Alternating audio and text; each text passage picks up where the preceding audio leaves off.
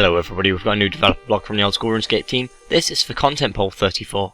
Content Poll 34 will be opening on June the 18th, and it's going to be a big one. Experience drops, the Summer Slayer expansion, dual arena tweaks, customizable F keys, and lots more. So let's take a look at what will be offered. Starting off with the experience tracker and drops. Back in 2010, they released an in-game experience tracker. This added a small icon next to the minimap that could be opened to show the amount of experience you've gained since you last reset the counter. When open, the counter will cause experience drops to appear, showing any experience you gained, dropping from the counter as it gained. Additional features, such as being able to track experience gained in specific skills, were added to the experience tracker in the future. Such features may be possible somewhere down the line for Old School if the experience tracker passes, but for now, they're offering the experience tracker in its most basic form. A small, toggleable icon next to the minimap that can be clicked to open a small box displaying the experience you've gained since you last reset the timer. The timer can be reset by right-clicking the icon and selecting the right-click option.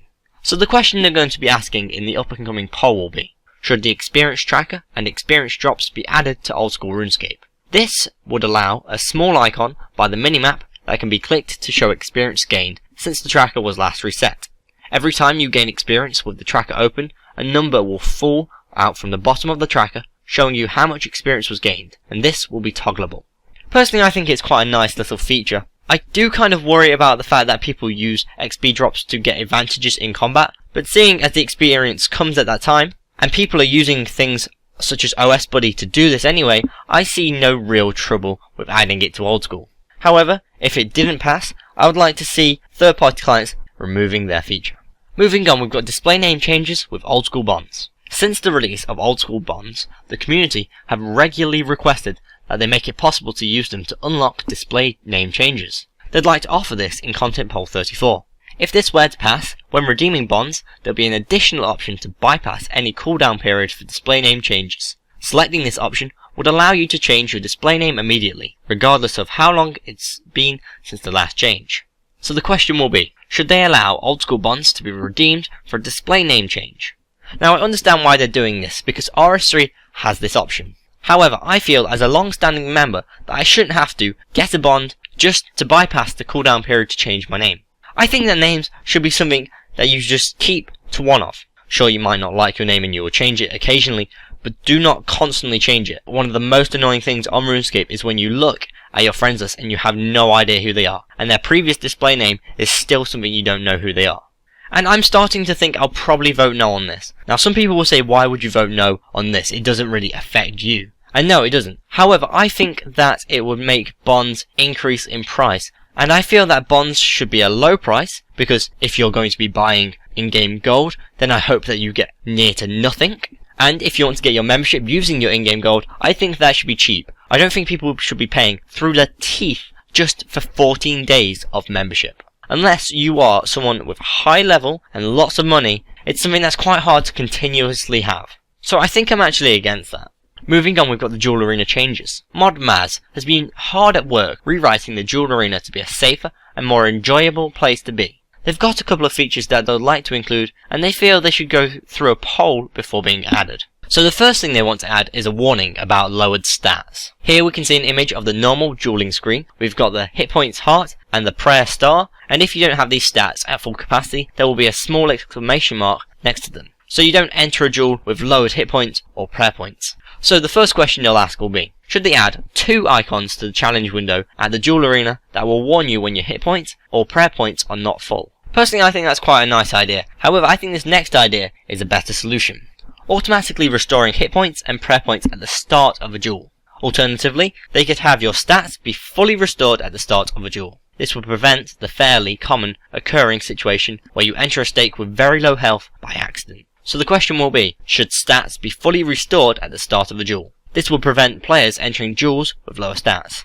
Now I think this is a brilliant idea. When you leave a duel, you end up with your stats being reset anyway, which I'd assume would happen because you don't want to enter a dangerous world with low health or low prayer. So I think that should be a similar situation where you can enter a duel and know that you have full HP and full prayer points. In fact, I didn't even realise that this was a thing. I thought that it would restore them anyway. Moving on, we've got customizable F keys. They'd like to offer the ability to customize which F keys open each side panel. It's a common request for them to change the order of the F keys to various different arrangements, and the ability to customize your own layout would allow them to offer every old school player the ideal order for them. This feature would also allow them to use the escape key for other uses other than switching to your inventory tab. If this feature were to be introduced, the escape key could be instead used to close the interface which you currently have open, such as a bank. So the question will be, should they add a feature that allows you to choose which F key opens each side panel? This would include the ability to have the escape key close the interface you currently have open.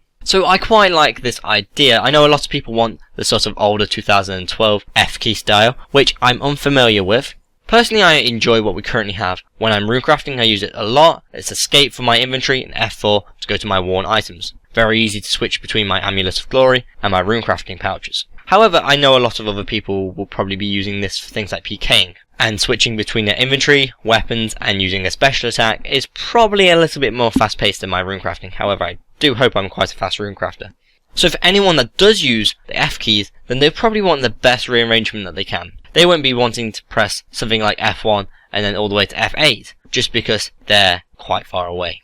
The one thing I'm a little scared of with this update is the idea of customizable keys. That was something that definitely feels VOC, because you could customize which button was used on your ability bar. So I'm a little unsure which way I'm going to be voting on this. I do like the idea of being able to choose which F keys I like. I'll probably keep them where they currently are. And it will give many players the option to use their sort of 2012 or their own personal style. I can't really see any downside to that.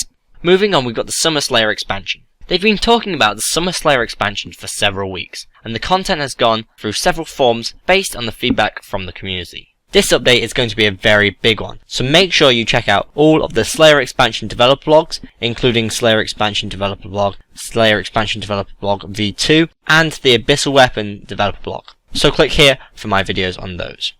So, the following questions are going to be asked for the Slayer update. Should players be able to unlock the chance of getting boss monsters as Slayer assignment through the Slayer reward point shop? Should they introduce Cerberus, the Hellhound Slayer boss, as described in the developer blog? Should they introduce the Abyssal Sire, the Abyssal Demon Slayer boss, as described in the developer blog? Should players be able to unlock the chance of getting Tsar Slayer assignments through the Slayer reward point shop? Upon receiving this task from a Slayer Master, you'll be given the choice of either killing a number of Tsar monsters, or taking on the challenge of completing the Fight Cave. Should there be a very small chance of receiving a Tuztok Jad pet after killing Tuztok Jad? Should extensions to tasks listed in the developer blog be added to the Slayer Point reward shop? Should the Herb Sack, an item that can store up to 30 of each grimy herb, be added to the Slayer reward point shop? Should the Stronghold Slayer Cave be extended, adding black demons, blue, and red dragons?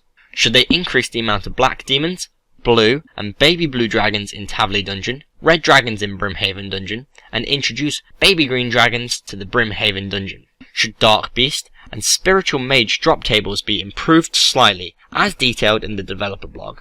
And finally, should Slayer assignment tables be reworked as described in the developer blog? Now personally, I think that these are all great updates. I think the boss Slayer could be very interesting. Many people like killing bosses, and I quite like the idea of these new bosses. They look quite cool. However, I'm a little unsure about adding these new powerful items they're going to drop. Although that just could be me being timid, because I'm usually not a fan when they introduce something new and powerful. I'd rather keep some of the older styles, and that is why we're here. It's called Old School RuneScape. It's not called New Fancy Powerful RuneScape. Additionally, I think they should probably separate out the baby green dragon question from the black demons, blue, baby blue dragons, and red dragon question. Because increasing the number of current creatures in one area is one issue, whereas introducing a completely new creature is a slightly separate issue. Moving on, we've got the kree'arra attack change.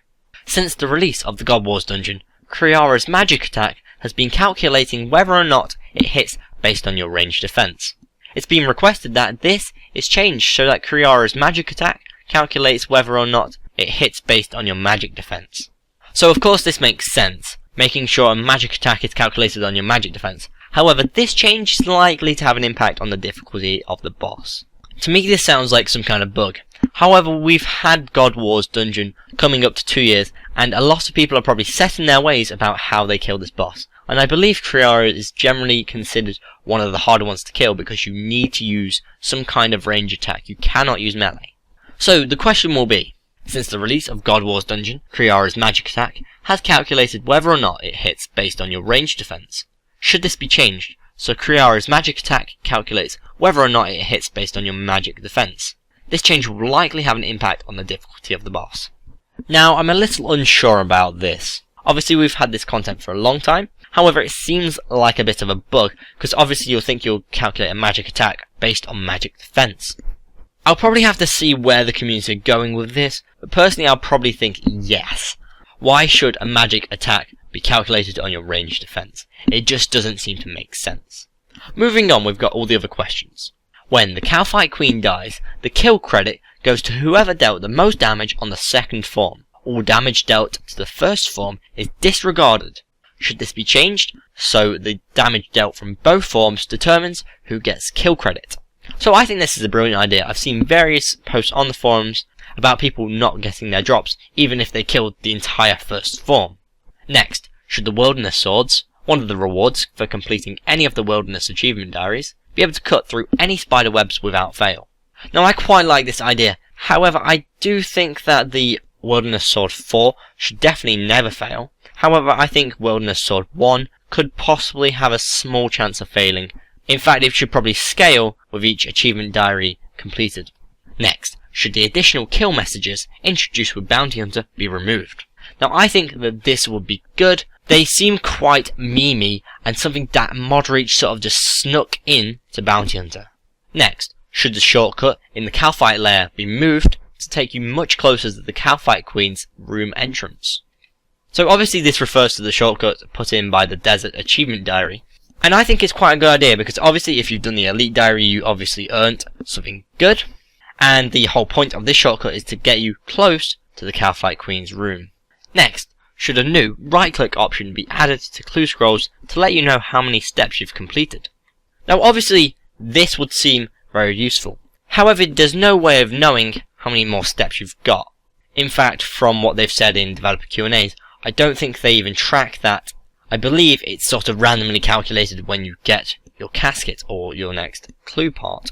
However, I suppose to some people it'll be nice to know how much of a clue they've done, and you can sort of get a gist for how many more things you've got. For example, I believe a hard clue goes up to 9 steps, an elite clue goes up to 12. So if you've done 11 steps, then you know your next one is going to be the last one.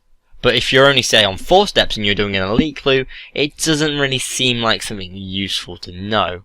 Thinking this over, perhaps if you need some kind of requirement, if you're only on your first step, then what's the point? But if you just need to do this small quest, and you're on your 8th step, then perhaps it's maybe worth doing. I suppose that's just personal preference, and there's no real downside to it. Next, should the bank deposit box found in Port Xar be replaced with a bank chest? Oh my goodness, this is very powerful, and I'm guessing it won't fail. I'm going to be voting no to that. However, if it does come in the game, I can imagine this being insanely powerful. Moving on, should Carol's Coif have a range attack of +5? It currently has a range attack of +3. So I think that this is probably quite a nice idea. I've just checked most of the range helmets and hats, and they seem to have a much better range bonus compared to the Carol's. And when you look at Carol's, it's a level 70 tier range armor, so you'd think it's got to have at least some kind of benefit there. Next, should a fairy ring be added to Apatol? This fairy ring would only be usable after returning to Dario and completing your training after Monkey Madness. Obviously meaning that Pures cannot use it. Now I know why they want to add this, it's because there's one in RuneScape 3. However, looking at the wiki for that, it looks like it's more of a quest location, and it just is kind of useful that there's also a teleport there. Personally, I have no real objection against this. Depends where it is. If it's the exact same place as RuneScape 3, then that will be interesting because it would appear to me that it's a bit of a quest location, and because it's next to the agility area, I'd hope it would encourage more people to do agility. However, my own personal opinion is the fact that there is an Apatol teleport in the standard spellbook, so if you really want to go there, use that. Failing that, you can easily go up to the Gnome Stronghold and ask to be flown there. Next, should an option to count the number of players in a boss room be added for each boss in Old School? That sounds like quite a nice idea. However, it would be questionable how they'll do that for more roaming bosses such as Chaos Elemental, Vetion, Callisto, and Venenatus. Although they don't have rooms, so I suppose it's a bit redundant to say that they would need a player counter on them. Next, should the message that warns you when your cannon is about to decay be recoloured to stand out more? Now that sounds like quite a nice update. Next, should a coloured message appear in your chat box when you receive a champion challenge scroll? That also sounds like quite a nice update. I would hate to receive one and completely miss it. Next, should Sherlock be added to the Lunar spell NPC Contact? Now that would make your clue scrolls insanely easy to do. All you would have to do is do an NPC contact to find out what you need to do. I think going to the location of Sherlock is very important to those clues. He's not far from a teleport, and in fact they've just added an infinite teleport to him. So I see no real point of adding that spell. Next, should the doors of Barbarian Assault be made to stay open permanently? Now I would have never really seen this as a problem. However, I think now there's a bank there, then probably more people are going to be using that building. And if the doors are closing, they're probably getting quite annoyed with it. So it's probably not the worst idea. Next, should Purdue, the NPC found upstairs in the Edgeville General Store, who sells back some untradeable items, sell back achievement diary equipment. Now obviously this Purdue is quite useful. However, I don't really like the idea of Purdue anyway. It's not too hard to go to these achievement diary masters. And I think a better solution could be to allow the achievement diary masters to give you multiple of the items instead of just the one. So if you die and lose your item, you don't have to go back to them, nor do you have to go to some strange NPC found in a bit of a strange location to get it back. Next, should the Clan Wars free-for-all entry portal be moved further north inside the arena, near the line where the combat zone begins? Now I'm a little unsure how close it is. I think it could probably be between 3 and 5 squares and it's not too bad. Obviously a lot of people are going in there just to recharge their stats, so I don't think this is really affecting them, and the people going inside the free-for-all arena I wouldn't imagine would be that annoyed by it. Next, should they revert the maple log item graphic to match the other logs in-game? Yes, I'm so happy they're offering us this revert. I'd also like to see a revert on the staff, which they changed to make look different to the battle staff. Next, should the Borthorpe teleport on the game's necklace and the games room minigame teleport have their destinations switched? This would mean the game's necklace takes you to the castle courtyard and the minigame teleport takes you to just outside the games room. Personally, I'm not a fan of that. I'd rather them keep them the way they currently are. Next, should they add an implink jar to the contents of Hunter Kits created with the Lunar spell Hunter Kit? Now I can't really see any downside to this, so I think I'd probably vote yes on that. Next, should they add an untradeable item that can be purchased from and sold to an NPC for 1 billion coins? This would allow players with enough money to exceed the limit for a single item stack to keep hold of their gold without running out of space. Now that's quite a nice, sensible idea. Seeing as it will be statically 1 billion forever, this item will keep your money in that 1 billion state, and if you are rich enough to have well over 1 billion coins, then you don't have to worry about item stack changes. Next, should they add the music cape? This will become available after unlocking every music track. And this cape would also use the air guitar emote. Now I love the air guitar emote. I think that was one of the coolest things they ever added in RuneScape. However, I'm a little unsure about having a music cape. Personally, I think a skill cape should show off achievement. I mean, sure, you probably will have done a lot, if not all of the quests to unlock all the music. However, I feel that a music cape isn't quite as impressive as a skill cape, because a skill cape shows that you've really dedicated time into that skill, or a quest cape really shows that you've got the patience to get the skills for every single quest in the game.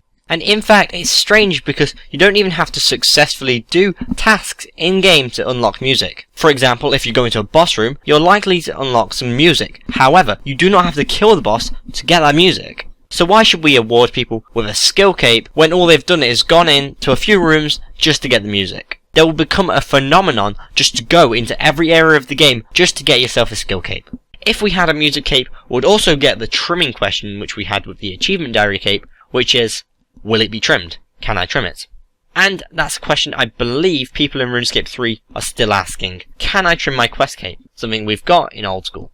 So personally, I'm against the music cape, but I would love an air guitar emote.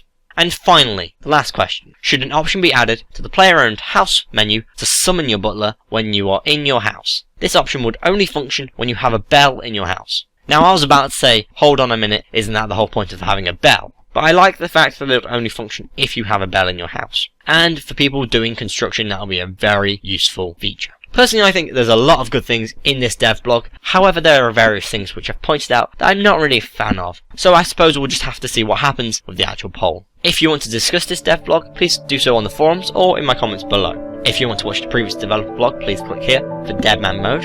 And if you want to watch the latest update to Old School RuneScape, please click here for clear private chat and more. If you've enjoyed this video, please like and share, and if you want to keep up to date with the Old School RuneScape updates, devblogs and polls, please subscribe. I've been Lewis, thanks for watching, goodbye.